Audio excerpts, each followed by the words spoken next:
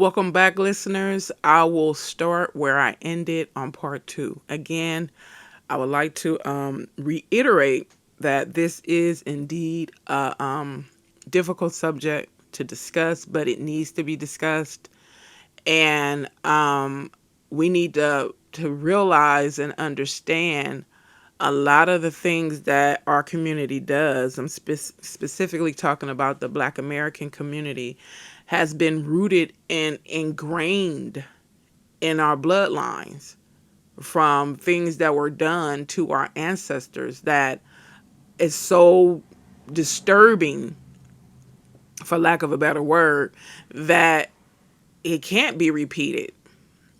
For those who know, they're so ashamed or disgusted by it that they don't want to repeat it, or some aren't disgusted by it and they don't care to repeat it because it was natural for them.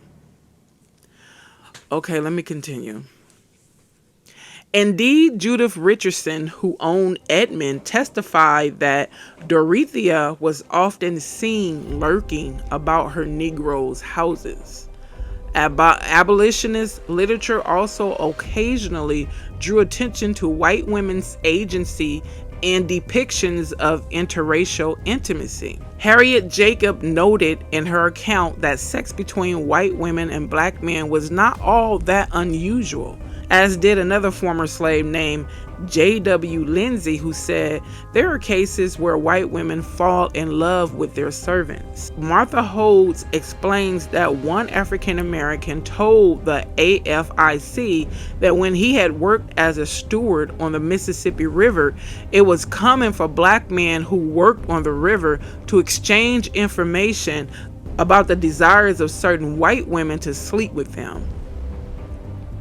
See, all this time they've been making it seem that black men were the ravishers. Black men were the ones who were thirsty for white women. And I think that was an image portrayed by envious, jealous white men, because they saw that black men had something that they were lacking. So what does a person do who's envious of you and jealous of you, and you have not done anything to that person to make them feel that way about you? They try to decimate your character. They try to destroy your character because of their envy, insecurities. Black men were in such a vulnerable position during slavery. They couldn't do anything, or either if they tried to attempt to do anything to save or preserve their dignity, they beat the hell out of them. They buck broke them. And then the same applied to women. If they tried to do anything to salvage whatever dignity they had left, they buck broke them. They broke them down and used them as an example before the whole community. Like, this is what we will do to you if you try to raise up against us. Let me continue. Another told the AFIC that during his time in Tennessee, he observed that planters here in Tennessee have sometimes to watch their daughters to keep them from intercourse with the Negroes. This, though of course exceptional, is yet common enough to be a source of uneasiness to parents. They even had to watch their daughters. Little daughters was coming for them.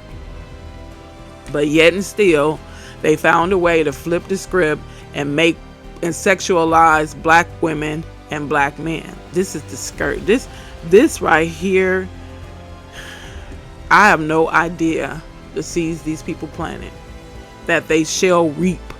Trust me. Everybody reaps what they've sown. No one escapes it. No one is immune to reaping what you have sown.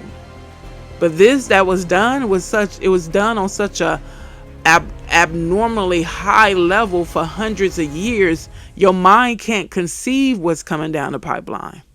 Let me continue. It was understood that white women at times took the initiative in interracial sex.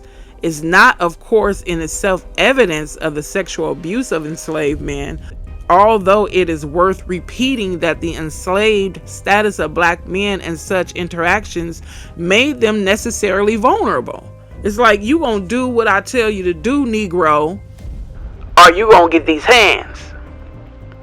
you're going to get that whip or whatever means of torture they had on deck.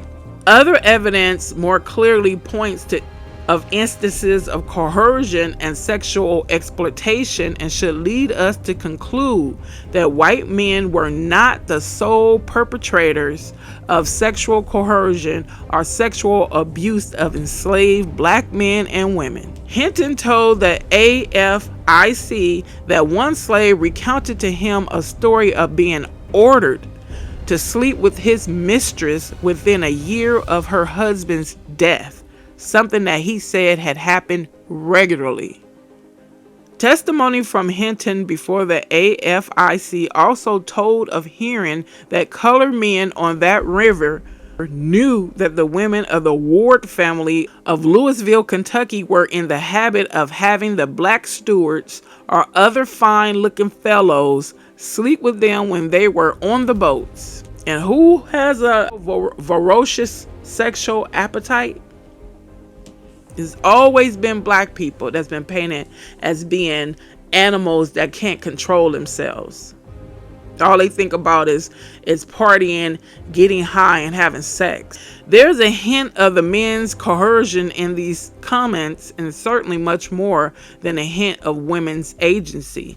Hinton's testimony also revealed something about the variety of tactics that women employed toward the men in such circumstances, many of them strikingly similar to the strategies employed by white owners against black women.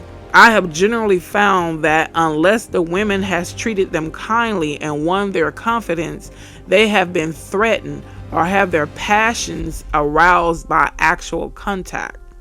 Here we see that direct threats or indirect manipulation with a more subtle threat of violence accompany some of these relationships. Even in the physical contact and arousal that Hinton mentioned, once made, the men would have little recourse to resist. Other sources supported the testimony before the AFIC and showed the possibility of the exploitation of enslaved men by white women, even in seemingly benign relationships. Court testimony from an 1841 Kentucky case likewise involved an enslaved man and a white woman who lived together as husband and wife, and whose case had come to court over the woman's ability to sell her own land. The court declared that their relationship was not marriage, but was indeed one of concubine, given the power imbalance between them. Moreover, the case included testimony that revealed the power dynamic within the relationship, since it was reported that the white women sometimes threatened to sell her concubine. Psychological abuse. You do this or I'm gonna do that. You do that or I'm gonna do this, Negro. I said the polite word. As Holmes argues, white women of the planter class were certainly able to wield power over black men, although all white women could coerce enslaved black men given the legal and social setting in which they lived. Planter class women might more easily and more believably have persuaded the community to view them as innocent victims of their sexual contact with black men. In other words, they're the ones who've been the aggressor. They're the ones who actively, aggressively went after these black men, but in front of the public and their peers, they put on this front like, oh my... probably put on this front like they were looking down their nose at black men all the while you lusting in your heart. You was probably lusting after black men more than black women wanted to be with black men. One black man who recruited black Union soldiers told the AFIC that another black man had told him white women could assume the mantle of white female purity to facilitate the sexual assault of black men. In other words, they can cry rape. They can act innocent and then cry rape. Innocent, they can be the aggressor. They can be the aggressor, flip the script, and then act innocent and then say that they were assaulted. Still doing the same damn thing today. Even women who may have been physically smaller and weaker than their victims thus wielded a powerful threat. The recruiter testified about a young girl who got him out in the woods and told him she would declare he attempted to force her if he didn't have connection with her. Others testify that this sort of persuasion was not unusual, and one Patrick Minor, for example, told Hinton that he knew of several cases of the same kind. Even had the little girls assaulting these men. They probably encouraged them to do it. Oh, you got a scratching that needs to be, you got an itching that needs to be scratched, little lady? Let me tell you how to get that itch scratched. As an alternative to or in conjunction with threats of retribution, some white women may have wielded the purse as a means of persuading enslaved men to have sex with them. That is to say, some men may have been paid for their sexual services to white women. One black steward reported that a white woman from Louisville, Kentucky, offered him $5 to arrive at her house in Louisville at a particular time. And $5 must have been a whole lot for him to pimp himself out. The word suggests that she was let me tell you something. Let me put a pin in this right quick. If you keep a group of people down financially, in whatever way you have the ability and means to do something, like, they will more than likely do what you ask to do because they lack the ability to financially take care of themselves. And you have these large purse strings and they don't. So that's another reason why a lot of people like to keep the black community in poverty. Because you gotta admit, there is unusual amounts of poverty in this community, and it was intentionally done. Keep them poor, and they're gonna be our servants. And on some capacity, they want black people as their servants, and it's been working. Trust, it's been working. Not everybody do their bidding, but enough does their bidding. The word suggests that she was negotiating a way to discreetly engage in sex with him. Others may have done the same. Enslaved men, like enslaved women, have negotiated opportunities that sex under slavery presented them to their advantage. One black man testified to the AFIC precisely how encounters might have begun. I will tell you how it is here. I will go up with the towels, and when I go into the room, the woman keep following me with her eyes until I take notice of it. And on another, others will take hold of me and pull me onto the sofa, and others will stick out their foot and ask one to tie their boot, and I will take hold of their foot and say, "What a pretty foot." Jeez Louise. Regardless of the circumstances that prompted these varied arrangements, many of them clearly took place in the context of servitude and highlighted the power of the slave-owning mistress over the enslaved man. Harriet Jacobs, in her mention of a white woman who preyed on a male slave, wrote that she had picked a man who was the most brutalized, over whom her authority could be exercised with less fear of exposure. Anecdotes such as these suggest that some white women initiated sexual encounters and made clear what they wanted, knowing that their cultural role, sexual innocence expected of them, helped to hide their actions, and they still doing the same damn thing today.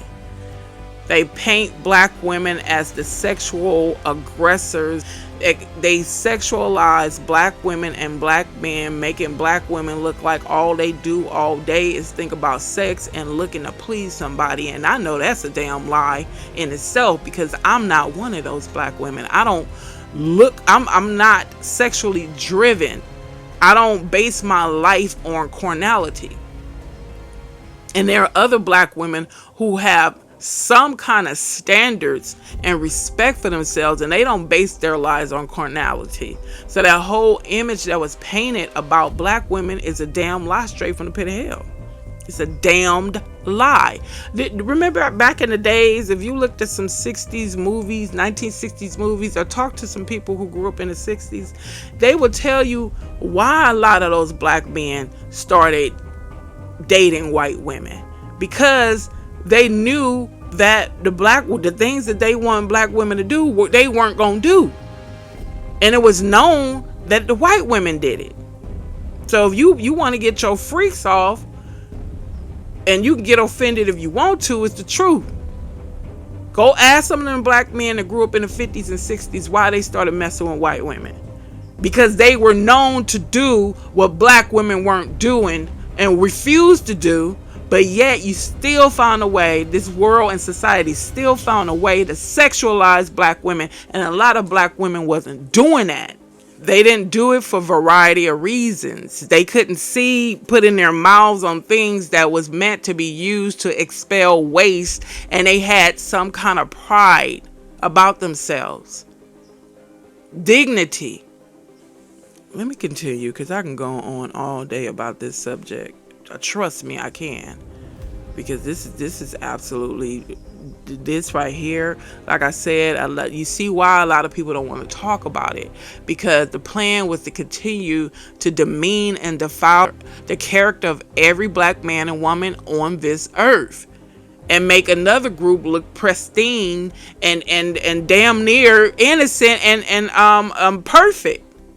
Jacob's account noted that she was personally familiar with this household, and she suggested that women preyed on more than one man, saying that the woman did not make advances to her father's more intelligent servants, but singled out for sexual assault instead a man over whom her authority could be exercised with less fear of exposure, because he was so traumatized. Such a man, it is suggested, had been terrorized into submission on the plantation, and she took advantage of his state of mind to force herself upon him, with the threat of additional punishment if he did not accept her assault and if he did not keep it clandestine. Wives and daughters of planters who formed these sexual relationships were simply taking advantage of their position within the slave system, having sex with their white counterparts in the insular world. A white planter class, if exposed, would certainly have risked opprobrium, aka she would have risked harsh criticism. So it doesn't matter what she do or how she treated black slaves, black men and women slaves. What mattered is if she was found out, or if she was caught having sex with a white man. I remember there was this question on one of those social media platforms where they asked, if a man was committing adultery, do you think what he does in private, will it affect his business dealings? I say yeah, that it will eventually affect his character, because if you're going to cheat on, I see it this way, if you're going to cheat on your wife, someone you made a commitment with, whether it was just a public commitment or you meant it in your heart, why wouldn't you cheat in other areas of your life? Let me continue.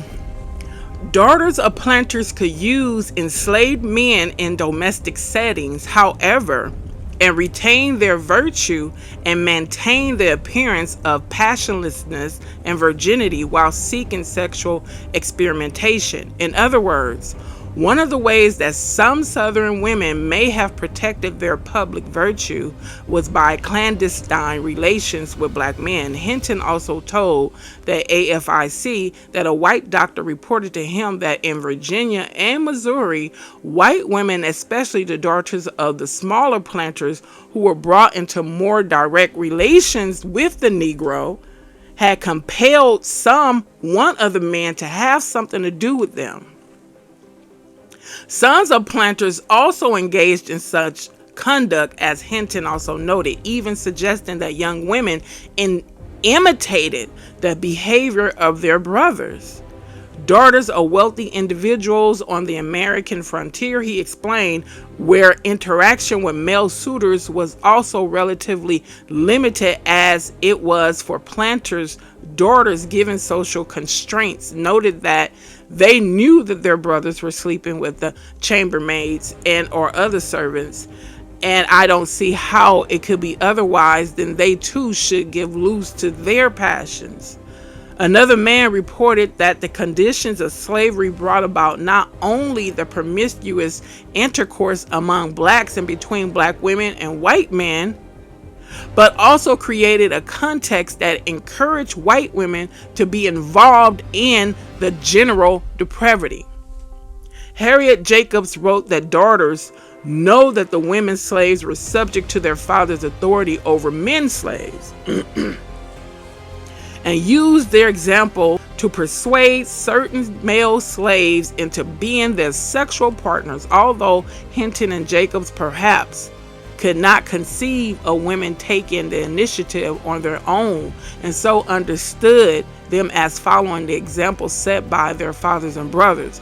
We should note that the women seem to have engaged in the same behavior as the men, if not perhaps as many women as men. As historians have often pointed out, the widespread presence of persons of mixed racial ancestry across the American South in the era of slavery has stood as firm evidence in the face of denials that sex between white men and black men took place on plantations. I don't know why the hell people are sitting there lying about that.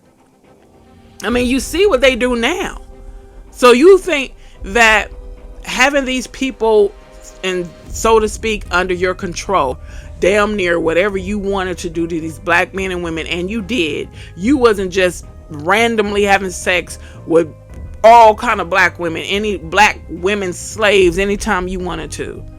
You gotta be, you must think somebody was born yesterday to think that your ass wasn't having sex with black women, black slave women, and men and children anytime you wanted to. Let me continue. Madison Jefferson, for example, who was himself a slave in Virginia, pointed out already in 1841 that the proof of the sexual assault of enslaved black women by white men was that a very considerable portion of the slaves are of mixed race.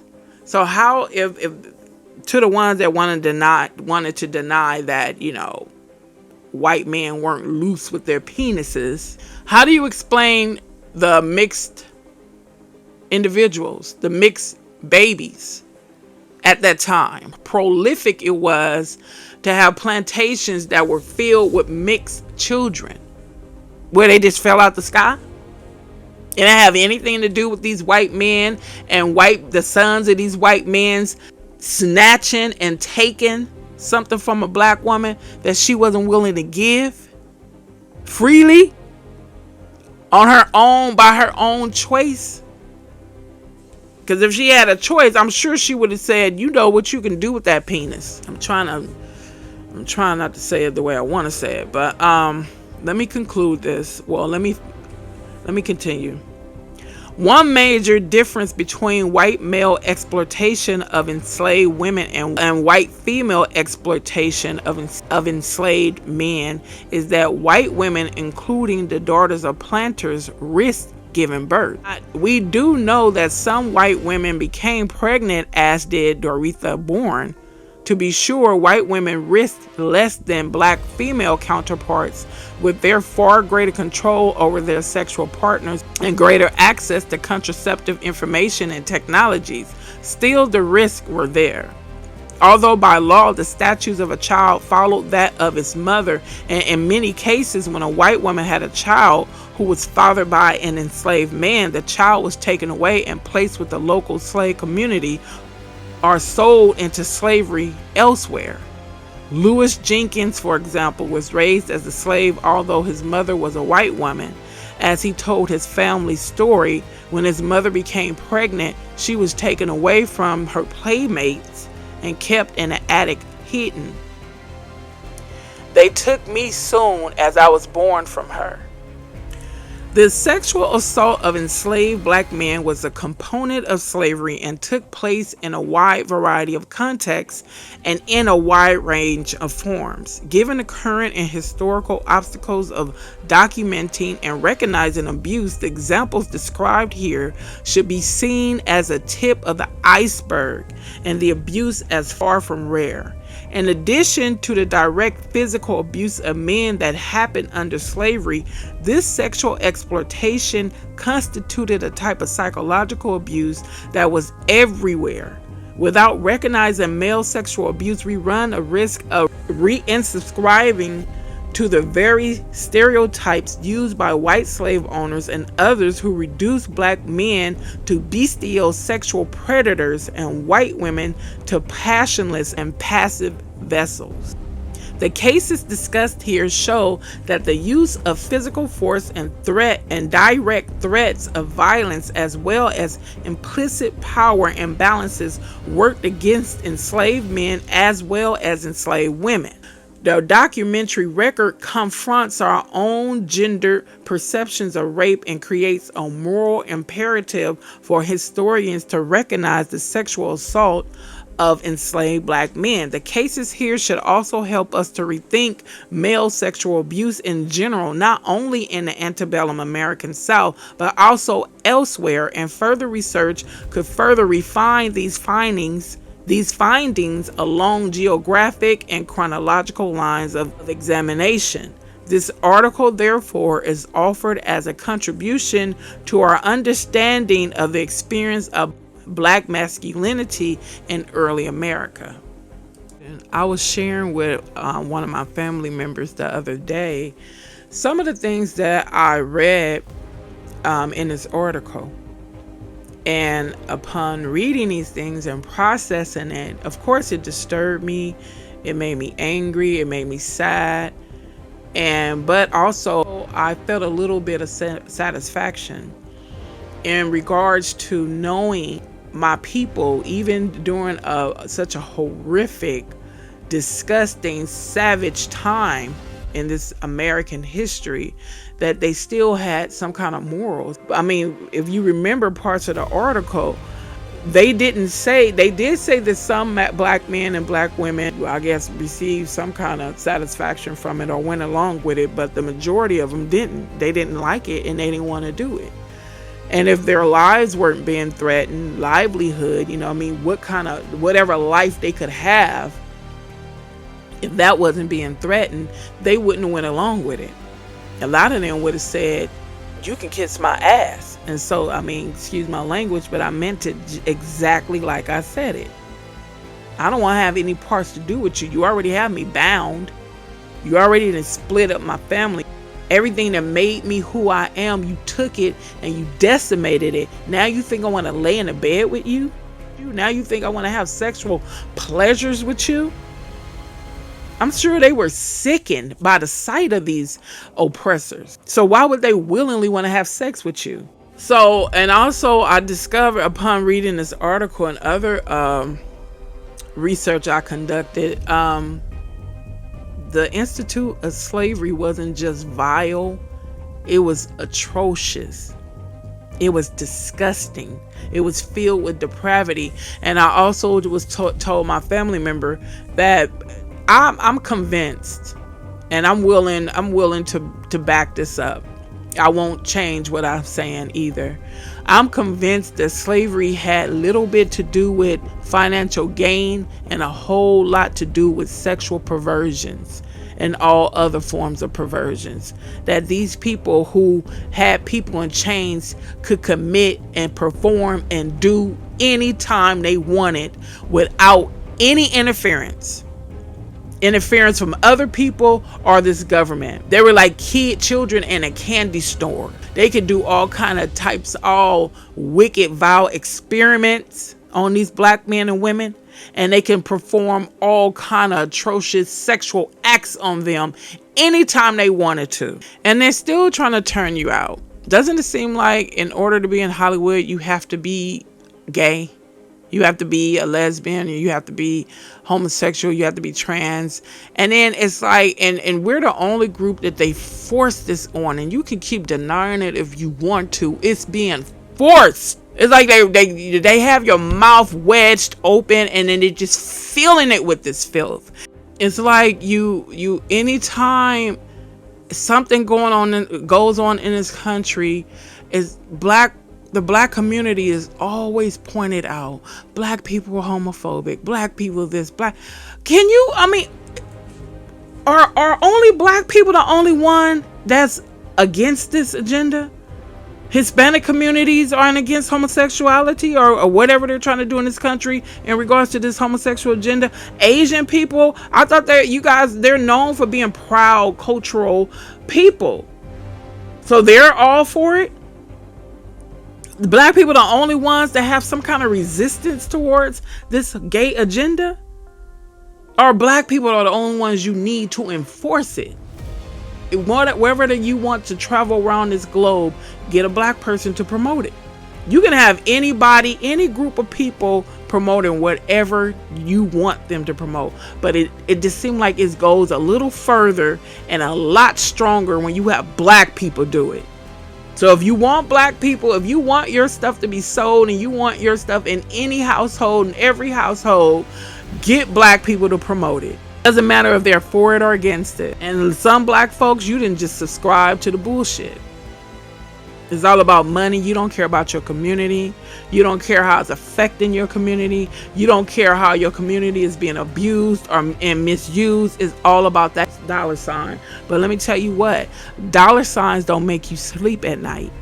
They don't give you peace of mind. So sometimes you're going to have to say, damn your money. And you're going to have to let your dignity come forth and stop accepting all this perversion that's being shoved down your throat. And I'm not saying that there are some black people that's not for it. You know, there's some black people that's for whatever. I'm not talking about those people. I'm talking about the ones who are like, no, in my soul, this grieves me. It grieves me and it bothers me. And I don't like it. And I can think for myself. I don't like it and I don't want to be a part of it. Look at how they always seem to point us out and talk about this homophobic bull crap. Let me tell you something. You know how long there have been homosexuals in our communities? Look throughout the history. I remember how it was when I grew up. They were there, but they weren't just living out loud the way they are, but they were there. And I don't remember having discussions or our community being in such a rage against them. We didn't go around talking about them like that. I mean, some didn't like being around them, but they weren't, I don't remember black people being in such a uproar against homosexuality or homosexuals. Even when I was growing up, it just became bigger and bigger in your face, and they made it seem like they were being, it became bigger and bigger in your face. And then now you give people more things to talk about. But most people are just trying to live their lives. They ain't even thinking about you. They're trying to keep their head above water, and you making it about you. I'm sure some of you are aware of or heard about communities during that antebellum Southern time, when they had men and women and children enslaved, human cattles. They used to, or human chattels, they used to have specific areas that were just for men to go and have sex. I'm sure women were involved, white men and women were involved too. But they used to set these communities up for them to just have sex. Well, do perverted sexual acts undisturbed on black men, black women, and black children. These people were able, you got to understand what people were sent over here from Europe. It wasn't too many of the upstanding moral field people. It was a lot of the criminals, a lot of murderers, a lot of perverted, wicked people that were sent here to Europe. So could you imagine what was actually taking place during slavery? where they were able to experiment and do all kind of ungodly acts, commit all kind of ungodly acts against black men, women, and children, undisturbed, without any accountability. Well, no accountability from man.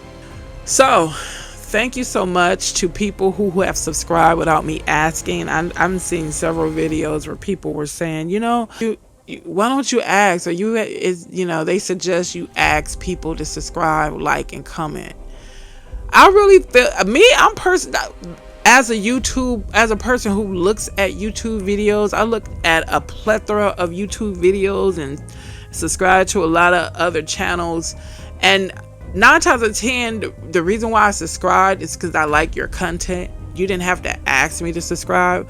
I like your content. Whether you end your video asking for people to support you and subscribe, I'm going to subscribe because I like your videos and I want to keep seeing them. So I feel the same way. If you like my video, you like what I upload, you're going to subscribe. But to some of those people who want to be asked, thank you so much for subscribing. I will really appreciate it.